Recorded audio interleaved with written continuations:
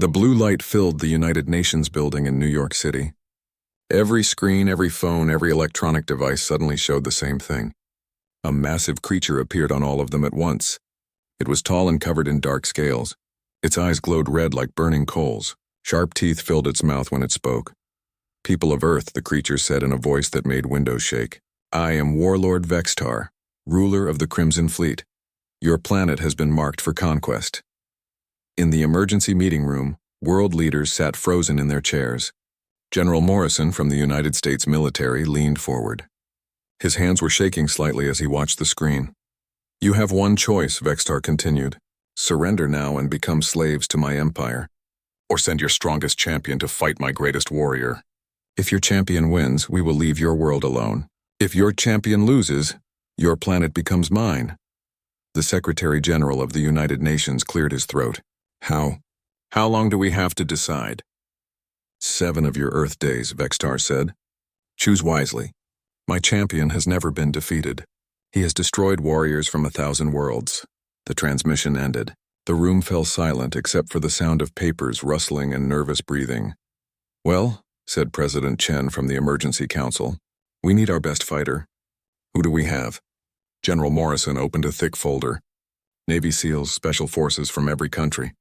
We have Olympic fighters, martial arts champions, professional boxers. What about enhanced soldiers?" asked Dr. Williams from the Science Division. "Anyone with special training or modifications?" "We have some experimental programs," Morrison replied, "but nothing that could fight an alien warrior who has never lost." Meanwhile, 3,000 miles away in Meadowbrook, Kansas, Mildred Henderson was having a much quieter morning. She stood in her kitchen wearing her favorite blue apron with tiny flowers on it. The apron was older than most cars, but it was still her favorite. She was making her famous apple pie for the church bake sale tomorrow. Millie, as everyone called her, was 67 years old. Her gray hair was always neat in a small bun. Her hands were wrinkled but still strong from years of cooking, cleaning, and raising 5 children. She hummed an old song while she rolled out the pie crust. Her wooden spoon sat on the counter next to her. It was made from oak wood and had been her mother's before her. The spoon was smooth from years of use. Millie had used it to stir countless pots of soup, mix cookie dough, and occasionally to tap the hands of grandchildren who tried to steal food before dinner. The doorbell rang just as she put the pie in the oven. "Coming," she called, wiping her hands on a dish towel. She opened the door to find her grandson Jimmy standing there. He looked worried and tired. Jimmy was 28 years old and worked for the government in Washington, D.C. He usually only visited on holidays. "Jimmy," Millie said with a big smile. "What a wonderful surprise. Come in, come in. You look thin. Have you been eating properly?" Jimmy stepped inside but didn't smile back. "Grandma, we need to talk. It's about that form you signed last week." "Form?" Millie thought for a moment. "Oh, you mean the one that nice young man brought by? He said it was for the church bake sale. I signed up to bring my apple pie." Jimmy's face went pale. "Grandma, that wasn't for the church. That man worked for the Department of Extraterrestrial Affairs. The form you signed, it registered you as Earth's official champion for alien combat." Millie laughed and patted Jimmy's arm. "Oh, Jimmy, you have such an imagination. Sit down and I'll make you some soup. You're clearly not thinking straight." "I'm serious, Grandma." Jimmy pulled out his phone and showed her the news. "Look, aliens are real and they want to fight our strongest person. Somehow your name is in the computer as our official champion." Millie put on her reading glasses and looked at the phone. She saw the scary alien face of Warlord Vextar on the screen. News reporters were talking very fast about the challenge and Earth's response. "Well," she said after a moment, "that is quite something. But surely there's been a mistake. I'm just a grandmother from Kansas." Jimmy ran his hands through his hair. "That's what I told my boss. But apparently intergalactic law is very strict. Once someone is officially registered as a planet's champion, they can't change it. The aliens would see any substitution as cheating." "So what happens if I don't go?" Millie asked. She was still surprisingly calm. "Earth automatically loses. Everyone becomes slaves to this Warlord Vextar." Millie was quiet for a long moment. She looked around her kitchen at the pictures of her children and grandchildren on the refrigerator. She thought about her neighbors, her church friends, and all the people she cared about. "I see," she said finally. "Well, I suppose I can't let that happen, can I?" "Grandma, you can't be serious. This alien warrior has killed champions from 1,000 different planets. Millie smiled and picked up her wooden spoon. Jimmy, dear, I raised 5 children during the Great Depression. I survived your grandfather's cooking experiments for 43 years. I've dealt with angry bulls, stubborn roosters, and your cousin Tommy when he was going through his teenage years. I think I can handle one misbehaving alien. Jimmy stared at her. But Grandma— No buts, Millie said firmly. If I'm Earth's champion, then that's what I am. Now help me pack. I'll need my good traveling dress and my knitting. Oh, and I should bring some food. These aliens probably don't eat properly. This is insane, Jimmy muttered. What's insane is letting some bully from space threaten our home, Millie replied. Someone needs to teach this warlord fellow some manners. It might as well be me. She walked to her bedroom to start packing. Jimmy followed her, still trying to convince her this was a bad idea. I'll need my wooden spoon, she called from the closet, and perhaps some of my special cookies. Nothing solves problems like a good meal and proper conversation. In Washington, D.C., General Morrison was getting phone calls from very angry people. The president wanted to know how a grandmother from Kansas became Earth's champion. The military wanted to know if they could fix the mistake. The aliens had made it clear that the registered champion must appear, or Earth would lose by default. Sir, his assistant said, we've tried everything. The registration is locked in the system. According to alien law, changing champions now would be considered cheating. They would attack immediately. General Morrison rubbed his temples. So our only hope is a 67-year-old woman with a wooden spoon? It appears so, sir. Back in Kansas, Millie finished packing her small suitcase. She included her warmest sweater, her favorite cooking utensils, and a container of homemade cookies. Jimmy watched in amazement as his grandmother prepared for the most important fight in human history, like she was going on a weekend trip to visit relatives. Are you scared, Grandma? He asked quietly. Millie thought about it honestly. A little, she admitted. But fear never solved anything. Sometimes you just have to do what's right, even when it's scary. She picked up her wooden spoon and looked at it thoughtfully. Besides, this old spoon has gotten me through tougher situations than you might think. The next morning, a government car arrived to take Millie to the spaceship that would carry her to the alien combat station. As she walked to the car, her neighbors came out to wave goodbye. Mrs. Patterson from next door brought her a thermos of coffee for the trip. You show those aliens what Kansas women are made of, called Mr. Johnson from across the street. Millie waved back with her wooden spoon. I'll do my best. As the car drove away, Jimmy wondered if they would ever see his grandmother again. But somehow, looking at her determined face in the back seat, he started to believe that maybe, just maybe, Earth had chosen the right champion after all. The spaceship was not what Millie had expected. She had imagined something shiny and clean like in the movies. Instead, the government shuttle looked more like a flying metal box. The seats were uncomfortable and there were no windows to look out of. Mrs. Henderson, said Captain Rodriguez, the pilot, are you sure you're ready for this? It's not too late to change your mind. Millie adjusted her purse on her lap and smiled. Captain, I've been ready for 70 years. Besides, someone needs to talk sense into these aliens. The flight to the orbital combat station took 6 hours. Millie spent the time knitting a scarf and reading a romance novel. She also made sandwiches for the crew using supplies she had brought from home. The soldiers were amazed that she could stay so calm. Ma'am, asked Lieutenant Davis, aren't you worried about fighting an alien warrior? Worried? Millie looked up from her knitting.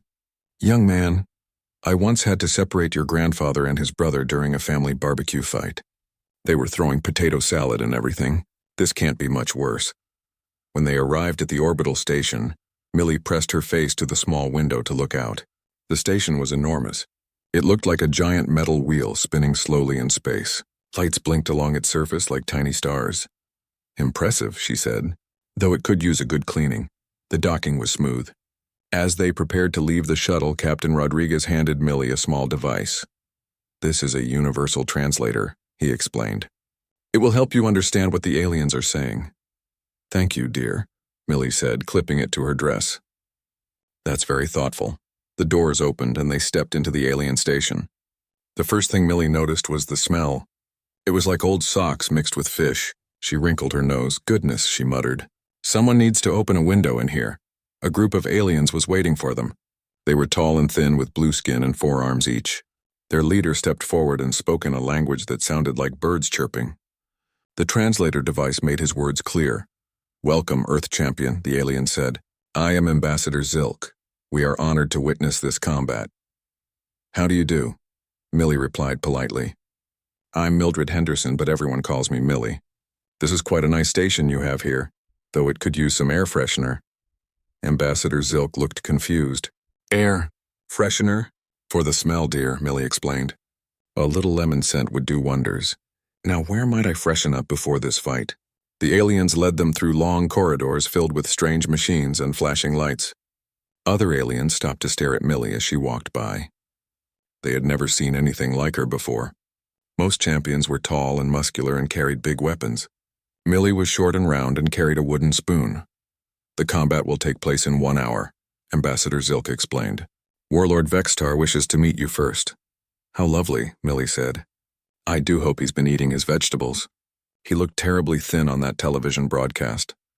They entered a huge room with a ceiling so high that Millie couldn't see the top. In the center sat Warlord Vextar on a throne made of what looked like bones. He was even more frightening in person. His scales were dark red and his claws were as long as kitchen knives. Dozens of alien warriors stood around the room. They all looked dangerous and mean. When Millie entered, they started laughing and pointing at her. "This is Earth's champion?" Vextar growled. His voice was like rocks falling down a mountain. "An old female with gray fur on her head?" "Hair, dear," Millie corrected, walking closer to his throne. "It's called hair. And yes, I'm your Earth champion. You must be Vextar. My goodness, you're even thinner than you looked on television. When was the last time you had a proper meal?" The room fell silent. No one had ever spoken to Warlord Vextar like that before. His red eyes glowed brighter with anger. "You dare mock me, human?" he snarled. "Mock you?" Millie looked genuinely surprised. "I'm not mocking anyone. I'm concerned about your health. Look at you. All scales and bones. You need some meat on you, and probably some vitamins too." She reached into her purse and pulled out a container. "I brought some cookies. Oatmeal raisin. They're very nutritious." Vextar stared at the container like it might explode. "What? What are cookies?" "Oh, you poor thing," Millie said sadly. "You've never had cookies? No wonder you're so grumpy all the time. Here, try one." She opened the container and the smell of fresh-baked cookies filled the room. Several aliens sniffed the air with interest. Millie took out a cookie and held it up toward the warlord. "Go on," she encouraged. "Just one little bite." Vextar looked at his warriors. They all watched to see what he would do. Slowly, he reached down and took the cookie with one claw. He sniffed it carefully. "It smells pleasant," he admitted. "Of course it does," Millie said. "I've been making cookies for 50 years. Now eat up." The mighty warlord took a small bite. His eyes widened in surprise. The cookie was sweet and soft and unlike anything he had ever tasted.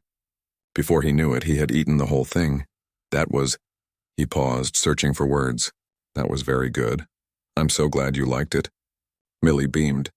"Would you like another?" "I have plenty." "No." Vextar caught himself. "I mean, perhaps later. We have a combat to prepare for." "Yes, about that," Millie said, putting the cookies away. "This warrior of yours that I'm supposed to fight, is he eating properly? Because if he's as thin as you are, I'm going to be very worried." "The Bone Crusher is my greatest warrior," Vextar said proudly. "He has destroyed champions from 1,000 worlds." "The Bone Crusher?"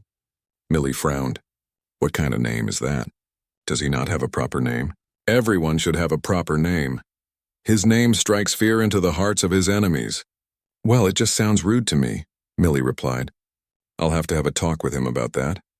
Ambassador Zilk stepped forward nervously. "Perhaps we should prepare for the combat now. The arena is ready." "Of course," Millie said. "But first I need to use the ladies' room. And I don't suppose you have anywhere I could wash my hands. I always like to be clean before important events." The aliens looked at each other in confusion. No champion had ever asked to wash their hands before a fight to the death. "There are cleaning facilities near the arena," Ambassador Zilk said slowly. "Wonderful. Lead the way."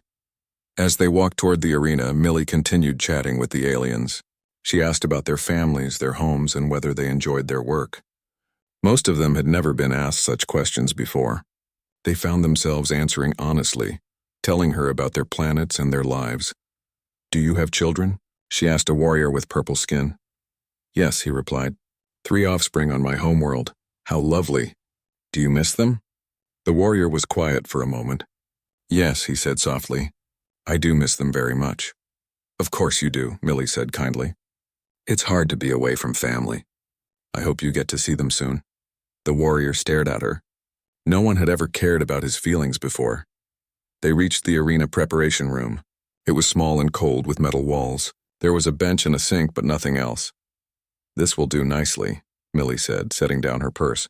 Now, if you gentlemen will excuse me, I need a few minutes to get ready. Do you need weapons? Ambassador Zilk asked. We have swords, laser guns, energy shield. Millie held up her wooden spoon. I have everything I need, thank you. That is your weapon? This old thing? Heavens no. This is just my cooking spoon. But it's been with me for 40 years, so I thought I'd bring it along for luck.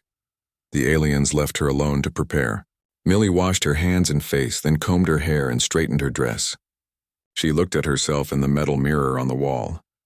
Well, Millie, she said to her reflection, you've gotten yourself into quite a situation this time. She picked up her wooden spoon and turned it over in her hands. It was worn smooth from years of use. She had stirred countless pots of soup with it, mixed birthday cake batter, and yes, she had used it to discipline children when they misbehaved.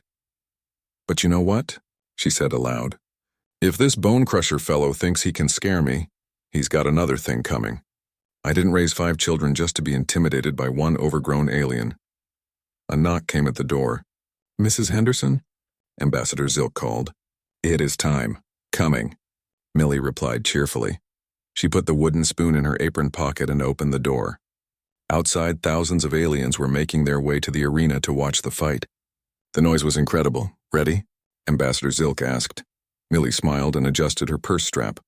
As ready as anyone can be, dear. Now let's go meet this bone crusher and see what all the fuss is about. As they walked toward the arena, Millie couldn't help but notice how dirty the floors were. There were stains and scratches everywhere. She shook her head sadly. What this place really needs, she muttered, is a good mopping. The arena was the biggest room Millie had ever seen. It was round and went up so high that the ceiling disappeared into darkness. Thousands of aliens sat in rows upon rows of seats that circled the fighting area. Their voices created a sound like thunder. The floor of the arena was made of smooth metal with strange symbols carved into it. Bright lights shined down from above, making everything glow. In the center was a circle about 50 feet across where the fighting would happen. Quite impressive, Millie said, looking around, though I do hope someone has a mop. This floor is absolutely filthy. Ambassador Zilk led her to the edge of the fighting circle. The combat will begin when both fighters are ready, he explained. The rules are simple. The fight continues until one fighter cannot continue. Cannot continue? Millie asked. You mean until someone gets hurt? Until someone dies, Ambassador Zilk corrected quietly. Millie stopped walking. Dies? Oh my goodness, no one told me about that part. I thought this was just a friendly competition. This is combat to the death, Mrs. Henderson. The fate of your world depends on it. Millie was quiet for a moment. Then she nodded firmly. Well, I suppose there's no help for it then.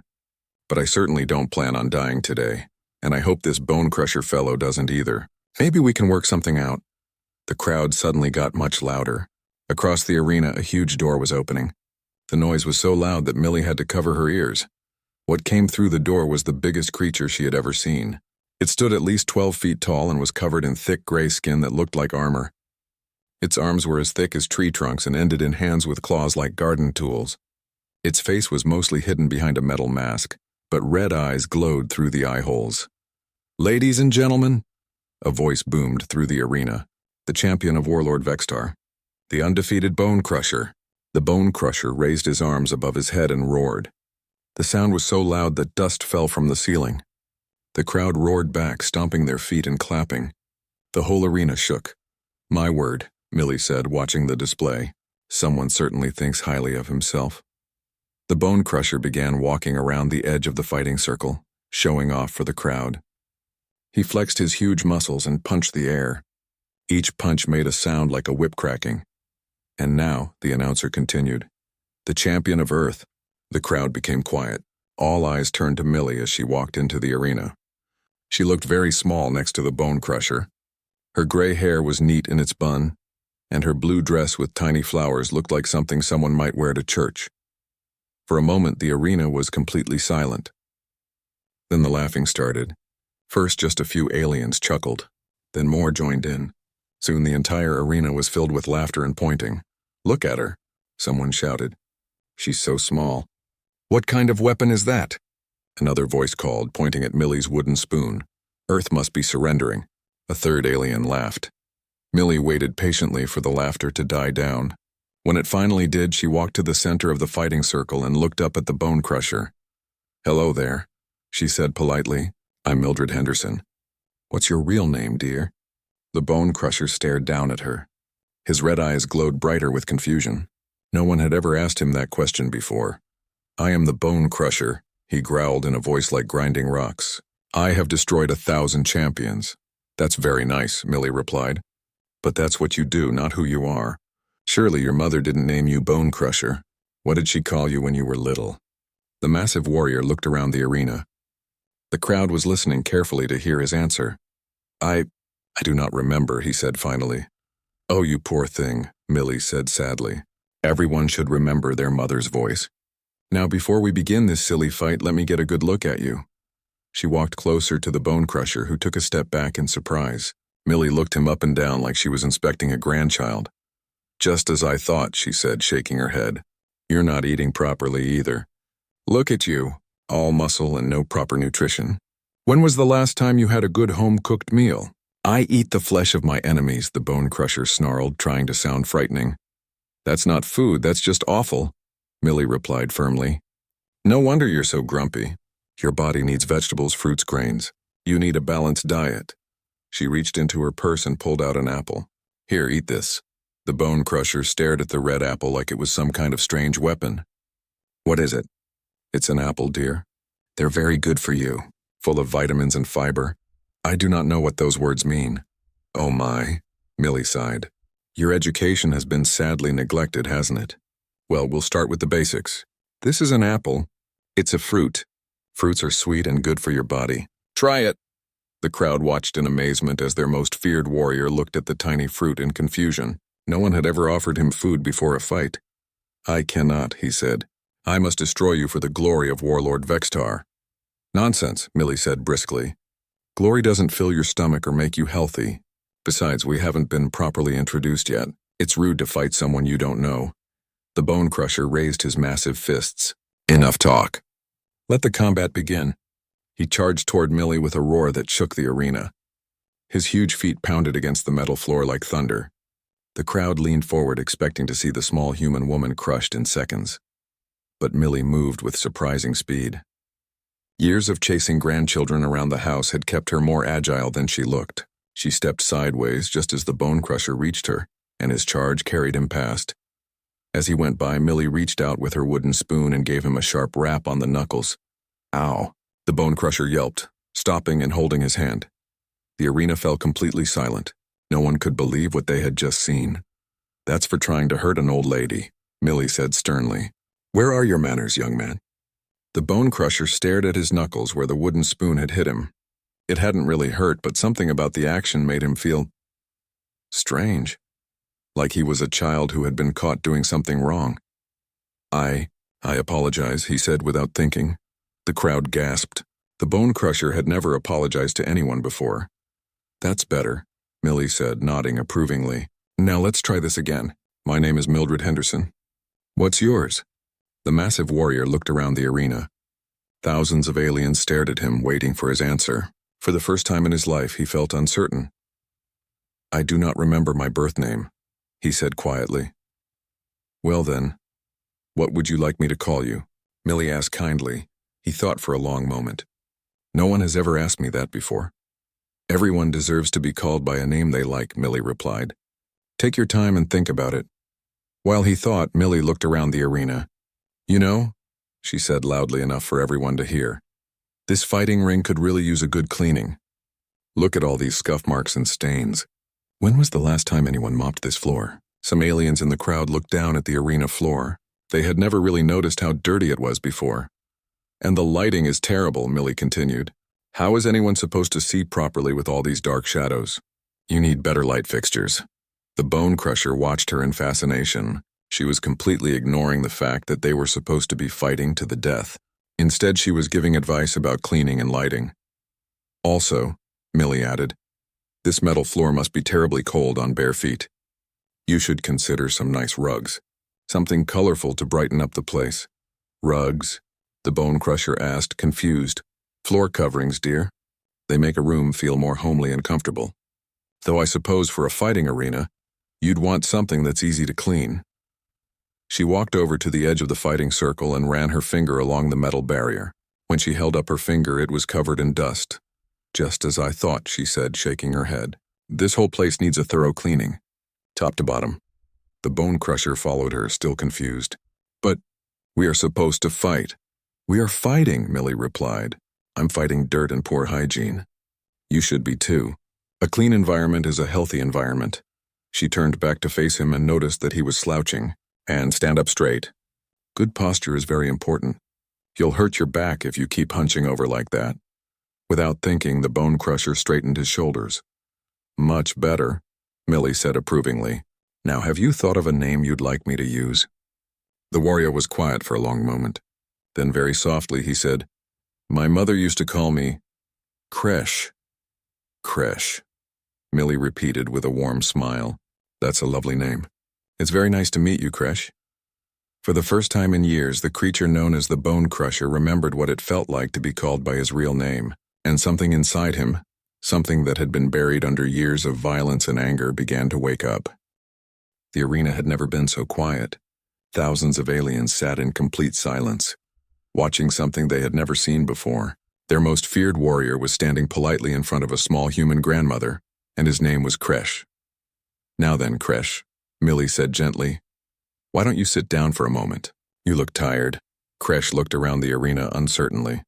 Sit, but we are in combat. We're having a conversation, Millie corrected. There's a big difference. Come on. The floor may be dirty, but it won't hurt you to sit for a few minutes. Without quite understanding why, Kresh lowered himself to the arena floor. Even sitting down, he was still much taller than Millie. She walked over and sat down across from him, crossing her legs like a child at story time. There, she said comfortably. Isn't that better? Now we can talk properly. The crowd leaned forward in their seats. No one could believe what they were seeing. The Bone Crusher, who had killed champions from 1,000 worlds, was sitting cross-legged on the floor like a schoolchild. Tell me about yourself, Kresh, Millie said. Where do you come from? Kresh was quiet for a long moment. No one had ever asked him about his past before. I come from a world called Drakmor, he said slowly. It is a cold place with gray rocks and purple skies. That sounds lonely, Millie said sympathetically. Do you have family there? Kresh paused. I had a mother. She died when I was young. I'm so sorry, Millie said softly. Losing your mother is one of the hardest things anyone can go through. Do you remember much about her? Kresh's red eyes dimmed slightly. She was small like you. She had gentle hands and a soft voice. She would sing to me when I had bad dreams. What a wonderful memory, Millie smiled. Mothers who sing are special. What happened after she died? Warlord Vextar's soldiers came to my world. They took all the young ones to train as warriors. They said families made us weak. Millie's expression grew sad. Oh, Kresh, that's terrible. No child should be taken from their home like that. I do not understand, Kresh said, confused. The soldiers said it made us strong. Being strong isn't about forgetting where you come from, Millie explained. Real strength comes from love, from caring about others, from protecting the people who matter to you. She reached into her purse and pulled out a small package wrapped in wax paper. You know what? I think you need some proper food. These are sandwiches. I made them on the shuttle. Kresh stared at the package. What is sandwich? Oh my goodness, Millie said, unwrapping the food. They really didn't teach you anything about normal life, did they? A sandwich is bread with food inside.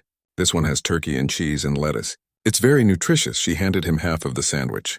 Kresh held it carefully in his huge hands like it might break. Go on, Millie encouraged. Try it. Kresh took a small bite. His eyes widened in surprise. The sandwich was soft and flavorful, nothing like the terrible rations he usually ate. He took another bite, then another. Good? Millie asked. Kresh nodded, still chewing. It is, very good.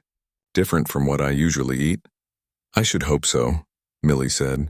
Eating proper food is important for your body and your mind. You can't think clearly if you're not getting the right nutrition. While Kresh ate his sandwich, Millie pulled out her knitting. The soft clicking of her needles added a peaceful sound to the quiet arena. "What are you making?" Kresh asked, watching her hands move. "A scarf," Millie replied. "Knitting helps me think. My mother taught me when I was 7 years old." "Do you have any hobbies, Kresh?" "Hobbies? Things you do for fun. Things that make you happy." Kresh thought for a long moment. "I do not think I have ever done anything for fun." Millie stopped knitting and looked at him with deep sadness. "Oh, you poor dear. Everyone needs something that brings them joy." "What did you like to do when you were little? Before the soldiers came?" Kresh closed his eyes, trying to remember. I like to watch the clouds. On Drakmore, the clouds moved very fast across the purple sky. They made shapes like animals and sometimes like my mother's face." "That's beautiful," Millie said warmly. "Watching clouds is a wonderful hobby. It means you have imagination and you can see beauty in simple things." "The soldiers said imagination was useless," Kresh said quietly. "The soldiers were wrong," Millie replied firmly. "Imagination is one of the most important things a person can have. It helps us dream of better worlds and better ways to live." She put down her knitting and reached into her purse again. This time she pulled out a small photo in a plastic frame. "Would you like to see a picture of my family?" Kresh nodded, and Millie handed him the photo. It showed a large group of people of all ages standing together in front of a white house. They were all smiling and laughing. "This was taken at my grandson Jimmy's graduation," Millie explained. "Those are my children and grandchildren and great-grandchildren. 37 people in total." Kresh studied the photo carefully. "They all look happy." "They are happy," Millie said, "because they know they're loved and they love each other back. That's what families do. I do not understand how so many people can live together without fighting." "Oh, we fight sometimes," Millie laughed. "Families aren't perfect, but we always make up afterward because we care about each other more than we care about being right." She pointed to different people in the photo. "That's my son Robert. He used to get into terrible fights with his brother Michael, but now they're best friends and they work together fixing cars. And that's my daughter Sarah. She was so shy as a child that she hid behind my skirt whenever strangers came to visit. Now she's a teacher and helps hundreds of children every year." "Children can change?" Kresh asked. "Of course they can change. People grow and learn and become better than they were before. You could change too if you wanted to." Kresh was quiet for a long time, still looking at the photo. Finally, he said, "I do not remember how to be anything except a warrior." "Well," Millie said practically, "being a warrior isn't all bad. Warriors protect people they care about. The problem is when warriors only know how to hurt instead of how to help." She stood up and brushed the dust off her dress. "Here, let me show you something." Millie walked to the edge of the arena where some equipment was stored. She found a small bucket and filled it with water from a cleaning station. "What are you doing?" Kresh asked, standing up to follow her. "I'm going to clean this floor," Millie said, finding a mop. "I can't stand looking at all this dirt anymore, but this is an arena for combat. It's also a place where people gather," Millie replied, starting to mop. "Any place where people gather should be clean and welcoming." She worked steadily, moving the mop back and forth across the metal floor. Slowly, the dirt and stains began to disappear.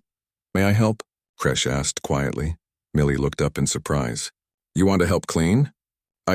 Yes, I think I would like to help." Millie smiled and handed him a rag. "Of course you can help. Here, you can wipe down that barrier over there." Kresh took the rag and began cleaning the metal barrier around the fighting circle. His huge hands were surprisingly gentle as he worked. The crowd watched in amazement as their most feared warrior cleaned the arena alongside a grandmother from Earth. Some aliens began talking quietly among themselves, wondering what this meant. Up in the royal box, Warlord Vextar sat forward in his throne. He had been expecting a quick and brutal fight. Instead, he was watching his greatest warrior learn about sandwiches and family photos. "This is not how combat is supposed to work," he muttered to Ambassador Zilk. "No, my lord," Zilk agreed. "It is very strange." But as they watched, something odd happened. Other aliens began coming down from their seats. First just a few, then dozens, then hundreds. They picked up cleaning supplies and began helping Millie and Kresh clean the arena. Soon the entire floor was filled with aliens working together. They scrubbed walls, swept stairs, and polished metal surfaces. The arena had never been so clean. Look at that, Millie said to Kresh as they worked side by side. When people work together toward a common goal, amazing things can happen. Kresh nodded, understanding something he had never understood before. This feels good. Of course it does, Millie replied. Helping others always feels good. It's one of the best feelings in the world. When they finished cleaning, the arena sparkled like new. The aliens stood back and admired their work, chatting and laughing together. Now, Millie said to Kresh, doesn't this feel better than fighting? Kresh looked around at all the aliens working together and smiling. He thought about the sandwich and the family photo and the feeling of calling someone by his real name. Yes, he said softly. This feels much better than fighting. Millie patted his arm gently. You're learning, dear. And learning is the first step toward changing. The clean arena buzzed with quiet conversation as aliens admired their work.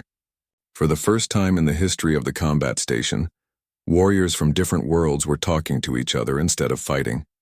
Some were even sharing food and stories. Millie stood in the center of it all, watching with satisfaction. Kresh sat beside her, still amazed by everything that had happened. I think, Millie announced loudly, that this fight is officially over. The crowd fell silent. Up in the royal box, Warlord Vextar stood up from his throne. Over? His voice boomed across the arena. The combat cannot be over. No one has been defeated. That's exactly right, Millie called back to him. No one has been defeated because no one needed to be. Kresh here has learned some important lessons about proper nutrition and teamwork. I'd say that makes him the winner. Vextar's red eyes glowed with anger. This is not how combat works. One warrior must die. Why? Millie asked simply. The question hung in the air. Vextar opened his mouth to answer, then closed it again.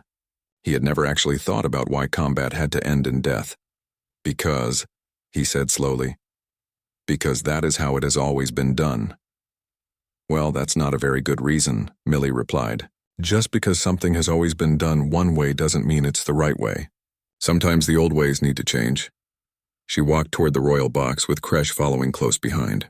Besides, I'd like to have a proper conversation with you, young man. You look like you could use some motherly advice. Motherly advice? Vextar sputtered. I am the mighty warlord Vextar. I do not need advice from anyone. Everyone needs advice sometimes, Millie said kindly as she climbed the steps to the royal box. Even warlords, especially warlords from what I can see.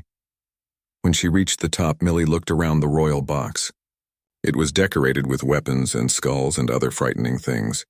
But in one corner she noticed something interesting. What's that? She asked, pointing to a small withered plant in a cracked pot. Vexitar followed her gaze and his expression softened slightly. It is nothing. Just a plant from my homeworld. Millie walked over to examine the plant more closely. It was barely alive, with brown leaves and dry soil. Oh, you poor little thing, she said to the plant. You haven't been cared for properly, have you? She turned to Vextar. This plant is dying. When was the last time you watered it? Vextar looked uncomfortable. I am not good with growing things. I am a warrior. Being a warrior doesn't mean you can't take care of a plant, Millie said gently. In fact, growing things is one of the most important skills anyone can learn. She picked up the pot and examined the soil. This needs water, fresh soil, and probably some plant food. With a little care, it could be beautiful again. It belonged to my mother, Vextar said quietly, so quietly that only Millie could hear. It is all I have left of her. Millie's expression grew very soft.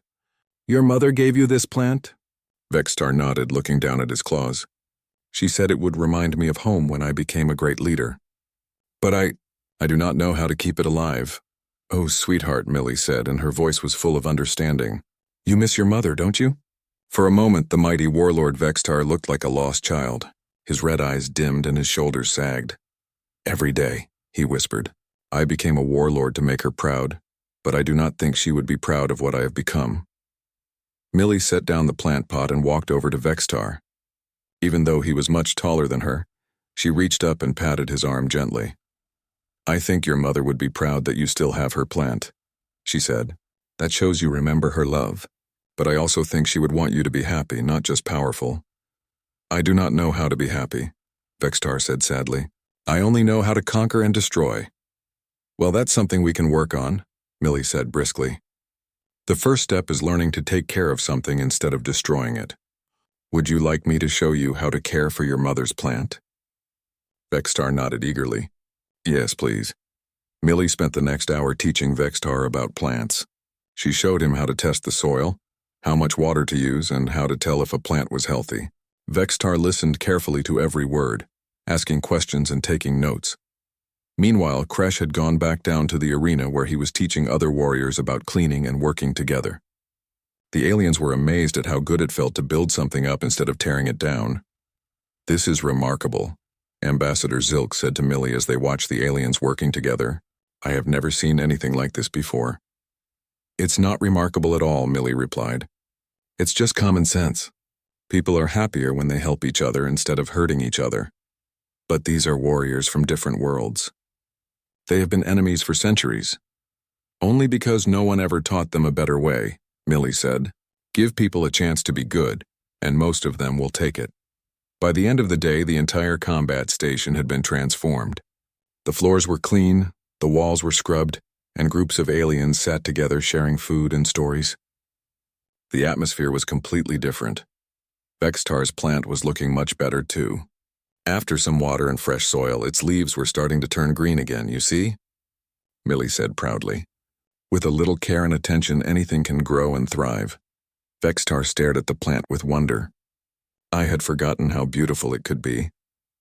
That's the thing about beauty, Millie said. It's always there even when it's hidden. Sometimes it just needs someone to help it shine. As the evening approached, it was time for Millie to return to Earth. The aliens gathered to say goodbye, many of them bringing small gifts and asking for her address so they could write letters. Thank you, Kresh said, kneeling down so he could look Millie in the eye. You have given me something I thought I had lost forever. What's that, dear? Millie asked. Hope, Kresh replied. Hope that I can be better than I was. You can be anything you want to be, Millie told him. Just remember to be kind to others and take care of yourself. Vextar approached them, carrying his mother's plant carefully in both hands. Mildred Henderson of Earth, he said formally, I declare this combat finished. Not only do I withdraw my challenge to your world, but I name myself Protector of Earth. Anyone who threatens your planet will answer to me and my fleet. That's very nice of you, Millie said, but I think you should protect all the peaceful worlds, not just Earth. A good leader protects everyone who needs protecting. Vextar considered this. Yes, he said slowly. Yes, you are right. I will use my fleet to protect the innocent instead of conquering them. Wonderful. Millie clapped her hands together. And don't forget to take care of that plant. Water it every 3 days and make sure it gets plenty of light. I will, Vextar promised. And Mildred, may I ask you something? Of course, dear. Would it be appropriate for me to contact you sometimes? For advice? Millie smiled warmly. I would love that. I'll give you my video phone number. You can call me every Sunday after dinner. I want to hear how your plant is doing and how you're getting along with the other leaders. Every Sunday, Vextar repeated, as if the words were precious. I will not forget. 3 months later, Millie was in her kitchen making cookies when her video phone rang. She wiped her hands on her apron and answered it. Vextar's face appeared on the screen. Behind him, she could see his mother's plant, now green and healthy with small purple flowers. Hello, Grandma Millie, he said. The title had started as a joke, but now he used it with genuine affection. Hello, dear, Millie replied. How are you doing? You look healthier. I am well, Vextar said proudly. Kresh and I have established the first intergalactic peacekeeping force. We protect trading ships and help settle disputes between worlds, and why that's wonderful. And how is your garden coming along? Very well. The vegetables you told me to plant are growing beautifully. I especially like the tomatoes. Excellent. Are you remembering to eat them? Every day, Vextar assured her. And I have been flossing my teeth as you instructed. Good boy, Millie said approvingly. Now tell me about this new friendship treaty I heard about on the news. As Vextar enthusiastically described his latest diplomatic success, Millie smiled and continued making her cookies. Outside her kitchen window, she could see her neighbor's children playing in the yard, laughing and running around without a care in the world. It was, she thought, exactly as it should be. Sometimes the most powerful weapon in the universe was simply treating everyone like family and remembering that even the scariest monsters were usually just people. who needed a little love and guidance, and maybe some homemade cookies. The wooden spoon sat on the counter next to her, worn smooth from years of use. It had served her well in the most important battle of her life. Not a battle fought with fists or weapons, but a battle fought with kindness, understanding, and the universal language of motherly love. "Now then," she said to Vextar, "have you been writing thank you notes like I taught you? Good manners are very important for a galactic leader." And in kitchens and meeting rooms across the galaxy, former warriors smiled as they remembered the day a grandmother from Kansas taught them that there was more than one way to be strong.